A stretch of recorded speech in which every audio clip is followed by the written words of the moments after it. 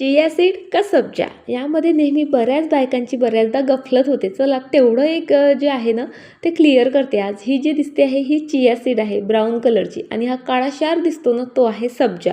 दोघांमध्ये असणारं omega 3 protein vitamin सर्व सारखं आहे. पण चिया सीडचा गुणधर्म हा गरम आहे आणि सब्जाचा हा थंड आहे, म्हणून ऋतूनुसार आपण तो घेतला पाहिजे. सब्जा स्वस्त आहे, चिया सीड महाग आहे, कारण सब्जा आपला भारतीय आहे आणि चिया सीड फॉरेनर आहे. सो चला नक्की क्लिअर झालं असेल असं समजते. आज मस्त अशी देवपूजा केली, रांगोळी घातली आणि रांगोळीवरनं तुमच्या लक्षात येईलच की आज काय स्पेशल. हो, आज कार्तिक एकादशी आहे, म्हणून ब्रेकफास्टमध्ये इथे मस्त मी पायनॅपलचे ज्यूस घेतला. खरं तर उपवास माझा नेहमी फ्रूट्सवर मी सोडत असते, पण आज मुलं घरी असल्यामुळे त्यांचं चाललेलं आम्हाला साबुदाणा पाहिजे म्हणजे पाहिजे. आता साबुदाण्याची खिचडी म्हणा, उसळ म्हणा किंवा मग वडे म्हणा खूप कॉमन झालेत, नेहमी नेहमी खाऊन मुलंही बोर झालेत.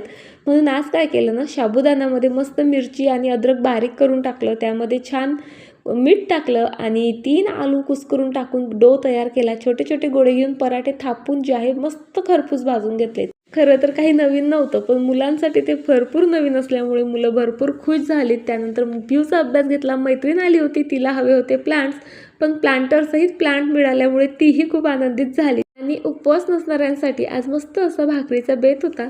बाय.